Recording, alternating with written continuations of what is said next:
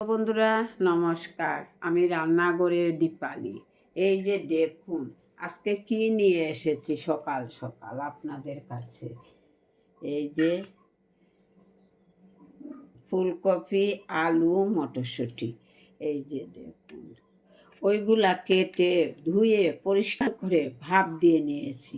ওইগুলা আর আপনাদেরকে দেখাচ্ছি না, এখন ভেজে নেব। এই যে দেখুন বাছতে হবে, না হলে সবজির যে একটা গন্ধ আছে এটা ভালো লাগে না। চলুন দেখা যাক। কড়াইটা বসিয়ে রেখেছি, গরম হয়ে আসছে, অল্প তেল দিয়ে দিচ্ছি।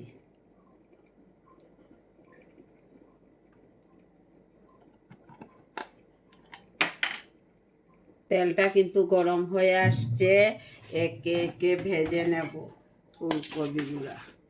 এবারে দিয়ে দিচ্ছি ফুলকপিগুলা দিয়ে দিচ্ছি। ফুলকপি আলু পরিমাণ মতো বা স্বাদ মতো নুন দিচ্ছি, পরিমাণ মতো হলুদের গুঁড়া দিচ্ছি, দিয়ে একটু ভেজে নেব ভালো করে। ফুলকপি আলু ভালো করে ভেজে নিয়েছি, এবার নামিয়ে নেব। দেখুন কড়াইয়ের মধ্যে অল্প তেল অ্যাড করছি। দেখুন তেলটা ভালো হয়ে গরম হয়ে গেছে। এখানে নিয়েছি তেজপাতা আর দারচিনি। এই যে দেখুন এলাচ, ফোড়নে দেব গোটা মেথি। এখানে নিয়েছি হলুদের গুঁড়া, জিরার গুঁড়া, ধনের গুঁড়া। তেলটা কিন্তু হয়ে গেছে, মেথি আর তেজপাতা এলাচ দারচিনি এগুলা কালো হয়ে গেছে। এবার মশলাটা ভেজে নেব। এই যে মশলাটা নিয়েছি তা ভেজে নেব। মশলাটা ভেজে নিচ্ছি, এবারে দিচ্ছি পরিমাণ মতো নুন বা স্বাদ মতো। ভালো করে মশলাটাকে ভেজে নেব।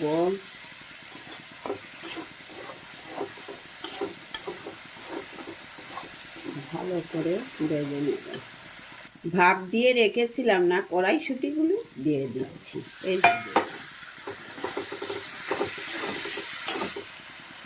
মশলা কড়াইশুঁটি ভালো হয়ে ভাজা হয়ে গেছে দেখুন। এবারে ওইগুলা দিয়ে দিচ্ছি।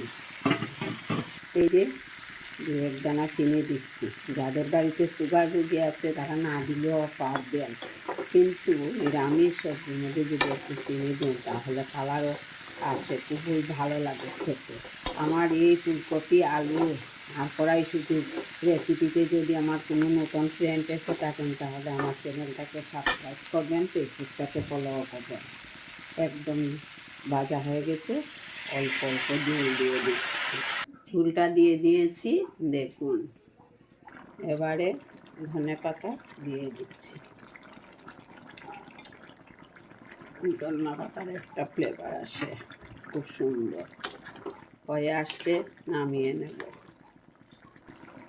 এই যে দেখুন এটা হচ্ছে মনোরমা ঘি, অল্প দিয়ে দিচ্ছি।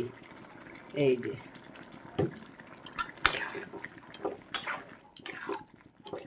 পুরা নিরামিষ রেসিপি।